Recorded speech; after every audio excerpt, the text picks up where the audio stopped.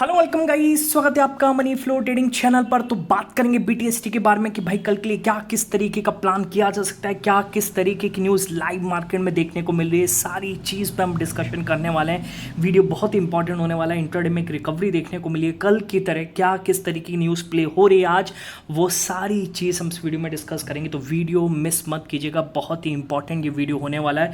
और साथ के साथ क्या किस तरीके का कॉन्फ्लिक्ट चल रहा है उसको भी समझने की कोशिश करेंगे। ओके चलिए स्टार्ट करते हैं, देर नहीं करते। स्टार्ट करने से पहले अगर आप मेरे चैनल पर नए हैं तो आपसे रिक्वेस्ट है, क्या करेंगे आप, सबसे पहले तो आप चैनल को सब्सक्राइब करेंगे, साथ के साथ बेल आइकन को प्रेस जरूर करेंगे। ठीक है, देखिए बेल आइकन प्रेस करने से क्या होगा कि जो भी वीडियो मैं अपलोड करूंगा आप तुरंत जाकर के देख पाएंगे, आपके पास नोटिफिकेशन आएगा, देख पाएंगे, अपनी स्ट्रैटेजी बना पाएंगे। पर एक चीज़ याद रखिएगा, मेरे व्यू पर कभी भी ब्लाइंडली विश्वास नहीं करना है। क्यों? क्योंकि I am not SEBI registered, मैं सेबी रजिस्टर्ड नहीं हूँ। इस चीज़ का ख्याल रखिए, डिस्क्लेमर है, देना ज़रूरी है। ओके, तो एक फाइनेंशियल एडवाइजर आपके पास हो तो वो आपको एक मिनिमम रिस्क के साथ मैक्सिमम प्रॉफिट भी करा सकता है। ठीक है, तो मेरा कहने का मतलब ये है कि अपना भी एनालिसिस ज़रूर कीजिए। ओके, मैच करें तब कीजिए, नहीं करता है तो बिल्कुल मत कीजिए। अपने प्लान पर, अपने व्यू पर प्लान कीजिए। ठीक है, चलिए आगे बढ़ते हैं। और कल क्या किस तरीके की क्लोजिंग के बाद हम यहाँ पर पोजीशन कैरी करके गए। देखिए, जब अगर आपने मेरा बीटीएसटी वीडियो देखा होगा, मैंने बोला था कि डे हाई के ऊपर क्लोज करता हुआ नजर आया। मतलब कहने का मतलब था 23,560 550 के ऊपर क्लोजिंग करता हुआ नजर आएगा, तब हम यहाँ पर प्लान करेंगे। ठीक है, ओके। और क्लोजिंग आती है 23,500 के करीब और फाइनल क्लोजिंग तो 23,500 के नीचे आती है। हम कुछ भी नहीं लेकर के गए के कहने का मतलब था हम कुछ भी नहीं लेकर के गए। हर दिन ले जाने का मतलब नहीं होता है, डेटा में दिखना चाहिए। हमें डेटा में नहीं दिखा, हमने प्लान नहीं किया और आज मार्केट की एक गैप डाउन ओपनिंग हुई है। और अगर भूल से भी कोई पुट लेकर के गया है तो उसके पुट खुलते ही पहली कैंडल पे ही डबल हो गए थे।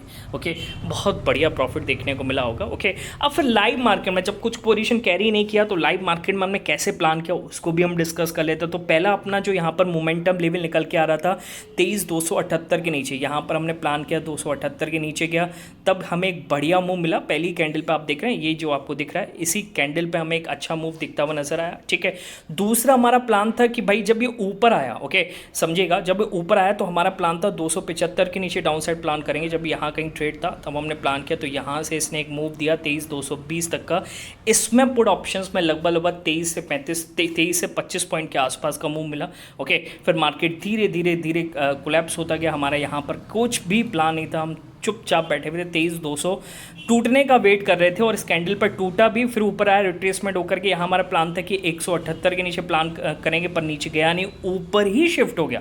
हालांकि उस समय तक हमें कुछ नहीं पता चला कि कोई न्यूज़ भी आई है या फिर किस तरीके की न्यूज़ या कुछ सोर्सेज के हवाले से कुछ खबर आई है, कुछ भी नहीं पता था। हमने फिर डेटा को देखा और डेटा के अकॉर्डिंग हमने यहाँ पर प्लान किया था 325 के ऊपर, और 325 के ऊपर जब इसने निकाला, सॉरी 342 के ऊपर जब इसने इस कैंडल को निकाला ना, ओके, तब फर्स्ट क्लास मूव हमें देखने को मिला। ओके, तो तीन तरीके का डिस्कशन हमने किया, मतलब मोमेंटम लेवल को कैप्चर करने की कोशिश करी, ज़्यादा नहीं। ओके, समझते रहे। देखिए, हम बैकएंड पर समझते हैं, समझना बहुत ही इंपॉर्टेंट है। अगर आप सीखेंगे, समझेंगे कैसे डेटा ट्रैक करते हैं, कैसे मोमेंटम लेवल निकालते हैं, तभी आप मार्केट में आगे सर्वाइव कर पाएंगे। ओके, गैम्बल मत करिए, कॉल टिप में मत फंसिए। ठीक है, बाकी इंडिकेटर क्या कर रहा है भाई, इंडिकेटर तो अपना फर्स्ट क्लास तरीके से काम कर रहा है। ओके, और जहाँ तक मुझे याद है, जहाँ तक मैंने देखा है, जहाँ तक मैंने ट्रेड प्लान किया है, इंडिकेटर ने आज एक भी ऐसा नहीं दिया है। ठीक है, ओके, मैं पिक्स शाम को ज़रूर शेयर करूँगा। आपको भी पिक देखना है कैसे काम करता है तो भाई आप टेलीग्राम ज्वाइन करिए। ओके, किस तरीके का हम डेटा ट्रैक करते हैं, कैसे प्लान करते हैं, उस सब के लिए आप टेलीग्राम ज्वाइन करिए। और ज्वाइन करने का तरीका एक ही, आपको जाना है डिस्क्रिप्शन में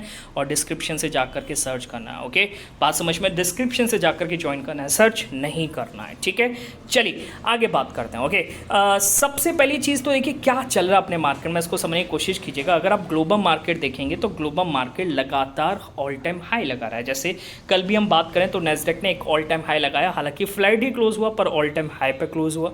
S&P 500 आपको पता है लगातार ऑल टाइम हाई लगा रहा है। ओके, यूएस मार्केट में एक ज़बरदस्त रैली बन रही है। ओके, दूसरी अगर बात करें यहाँ पर तो समझना आपको सही है क्या कि यहाँ पर जो ताइवान इंडेक्स है, सेमीकंडक्टर वगैरह जो भी उनका चिपसेट वगैरह उस वो अलग चीज़ है, पर कहने का मतलब है ताइवान जैसी कंट्री जो कि आप कह सकते हैं कि मुंबई जितना बड़ा कंट्री है, ठीक है, मुंबई जितना कंट्री, वो इस साल, पिछले एक साल में वो एक तरीके से दोगुना हो चुका है। ठीक है, बात समझ में आ रही है। कल इसने अपने रिकॉर्ड हाई को ब्रेक किया है और आपको पता है जापान का कॉस्पी इसने भी 100% का गेन दे दिया है, ये भी ऑल टाइम हाई के आसपास ट्रेड कर रहा है, ठीक है।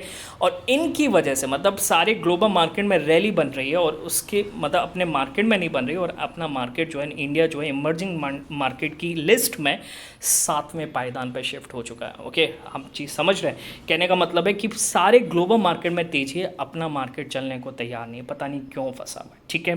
बात समझ में आ रही है। हम काफ़ी टाइम से डिस्कस कर रहे थे कि भाई गवर्नमेंट को कोई स्टेप लगाना चाहिए। आप भी अगर किसी की वीडियो देख रहे होंगे तो सब में ये बोला जा रहा है, बड़े बड़े इन्वेस्टर करें कि गवर्नमेंट को इस पर ध्यान देना चाहिए, ये बहुत बड़ी चीज़ हो रही है। FIIs इनफ्लो की जगह आउटफ्लोज हो रहे हैं, ये अच्छी बात नहीं है। ओके, मैं आपको एक डेटा दिखाता हूँ, डेटा समझने की कोशिश कीजिएगा।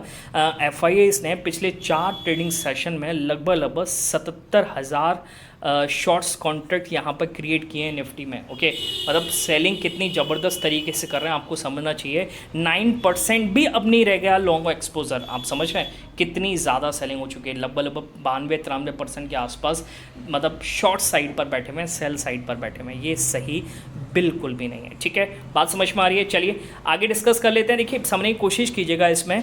बाकी मिडिल ईस्ट से क्या इन्फॉर्मेशन आ रही है, देखिए क्या है कि भाई अच्छा एक और चीज़ मैं आपको एक चीज़ और बता दूं, यूएस ने यहाँ पर और एक और बर्डन यहाँ पर इंडिया पर आ रहा है कि एक्स्ट्रा 12.5% का टैरिफ लगेगा enforcing force labour ban. Okay, मतलब अपने अमेरिकन लेबर्स को, अमेरिकन वर्कर्स को प्रोटेक्ट करने के लिए उन कंट्रीज़ पर जहाँ से वर्कर्स आते हैं, काम करते हैं, मतलब कहने का मतलब है 12.5% का टैरिफ एक्स्ट्रा लगाएगी यूएस, ठीक है।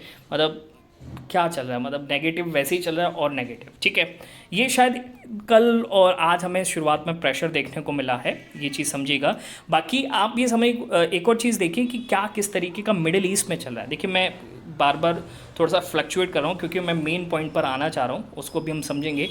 मिडिल ईस्ट को पहले समझ लेते हैं। मिडिल ईस्ट में क्या चल रहा है कि कल यूएस ने स्ट्राइक किया टेहरान के आइलैंड्स पर, ठीक है, और फिर टेहरान ने भी कुवैत और बहरीन पर यहाँ पर अटैक किया, ठीक है, कल ये हुआ। ओके, उसके बाद क्या होता है, उसके बाद यहाँ पर ट्रम्प का एक स्टेटमेंट आता है कि भाई हम जो पहले ईरान ने बोला था कि ट्रेड मतलब डिस्कशन नहीं चल रहा है, तो उन्होंने बोला कि नहीं डिस्कशन चल रहा है। ओके, और ईरान भी यहाँ पर जो वॉर को हॉल्ट करने के लिए जो डील है उसको वो स्टडी कर रहा है। एक पॉजिटिव स्टेटमेंट था। पर आप एक चीज़ समझने की कोशिश कीजिएगा, इसके बावजूद जो अटैक हुए हैं उससे क्रूड ऑयल अगर आप देखेंगे तो क्रूड ऑयल आपको इंचअप होता हुआ नज़र आएगा, ठीक है। हालांकि अभी 90 के आसपास शायद क्रूड ऑयल टूटा है। ओके, कंफर्म नहीं है, मेरे हिसाब से क्रूड ऑयल जब मैंने देखा था, ओके, 2.5% से ऊपर की तेज़ी दिख रही है, ठीक है, समझ रहे हो आप। ओके, 2.5% से ऊपर की तेज़ी क्रूड ऑयल बढ़ता हुआ नज़र आ रहा है। थोड़ा सा मिडिल ईस्ट में टेंशन का माहौल बन रहा है, ठीक है। चलिए आरबीआई की एमपीसी की बात करेंगे। आरबीआई की एमपीसी आज से 3 दिन की स्टार्ट होने वाली है, ठीक है, बात समझ में आ रही है। ओके, और उड़ती खबर आई है ब्लूमबर्ग के हवाले से, जैसे मैंने शुरुआत करी थी अपनी वीडियो में बोला था, क्या बहुत जल्द यहाँ पर रेट कट की तैयारी हो। रेट कट का मतलब FIIs के लिए नहीं, रेट कट तो नहीं, FIIs के लिए जो टैक्सेशन है उसमें रिलैक्सेशन की बात हो रही है। ओके, इसको समझने की बात होगी। ओके, और दूसरी चीज़ है, क्या आरबीआई एमपीसी से क्या कोई रेट कट आने वाला है। देखिए रेट कट की तो संभावना बिल्कुल भी नहीं है, क्योंकि जिस तरीके के हालात चल रहे हैं यहाँ पर रेट हाइक की संभावना बन रही है। ये चीज़ आप समझने की कोशिश कीजिएगा, रेट हाइक आपको देखने को मिल सकता है। ओके, ये थोड़े से आसार बन रहे हैं। ओके, पर अगर FIIs टैक्सेशन पर काम हो रहा है, गवर्नमेंट बैकएंड्स पर काम कर रही है, क्योंकि आज फिर से ये न्यूज़ आई, तो अगर ऐसा होता है तो फिर मार्केट के लिए बहुत ही पॉजिटिव होगा। आप आने वाले दिनों में अगर ये न्यूज़ अनाउंसमेंट होती है तो आने वाले दिनों में आप 1500 से 2000 पॉइंट की भी रैली देख सकते हैं, है ना। मेरे को तो मानना है निफ्टी बहुत जल्दी फिर ऑल टाइम हाई भी टच कर सकता है, ठीक है, ऐसा भी पॉसिबल है। अट्रैक्ट करना पड़ेगा FIIs को, यही एक पॉइंट है जिसकी वजह से हम गिर रहे हैं। बाकी मार्केट ने तो मिडिल ईस्ट के कॉन्फ्लिक्ट पर तो रिएक्ट करना ही बंद कर दिया है, हम ही रिएक्ट किए जा रहे हैं। ओके, और यहाँ पर FIIs बेच रहे हैं, इनको रोकना पड़ेगा, कुछ भी करना पड़े इनको रोकना पड़ेगा। ओके, चलिए आगे बात करते हैं किस तरीके के हालात चल रहे हैं इंडेक्स फ्यूचर्स में आज यूएस के। ओके, तो यूएस फ्यूचर्स यहाँ पर इंडिकेशन दे रहे हैं कि फ्लैट के आसपास ही ओपनिंग करते हुए नजर आएंगे। हालांकि हर दिन यहाँ पर ग्रीन में ही क्लोज कर रहे हैं मतलब यूएस मार्केट, ठीक है। चलिए अब हमें प्लान कैसे करना है। देखिए कुछ ना कुछ तो राइज हुआ है, कुछ ना कुछ तो बैकएंड पर पॉजिटिव चीज़ हुई है जिसकी वजह से मार्केट में ये इस तरीके का गेन देखने को मिला है।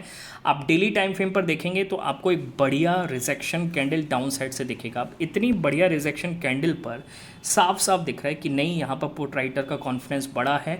मे लो की जो नीचे निकल गया था उसके ऊपर मार्केट आया है। ओके, और मेरा मानना ये है कि अगर आज डे हाई के जितने भी करीब क्लोज हो वो पॉजिटिव है और हम वहाँ पर गैप अप का प्लान कर सकते हैं। ठीक है, समझने की कोशिश कीजिएगा। लेवल अगर मैं आपको बताऊं तो भाई अगर 23,460 के ऊपर निफ्टी क्लोज कर जाता है तो एक पॉजिटिव साइन होगा गैप अप लेने के लिए। ओके, कॉन्फिडेंस के साथ ले सकते हैं। ठीक है, ये मेरा मानना है, मेरा व्यू। आपका अगर व्यू कुछ और कहता है तो आप कुछ और कीजिएगा, मेरे व्यू पे बिल्कुल रिलाय मत कीजिएगा। ठीक है, अच्छा गैप डाउन कब लेंगे?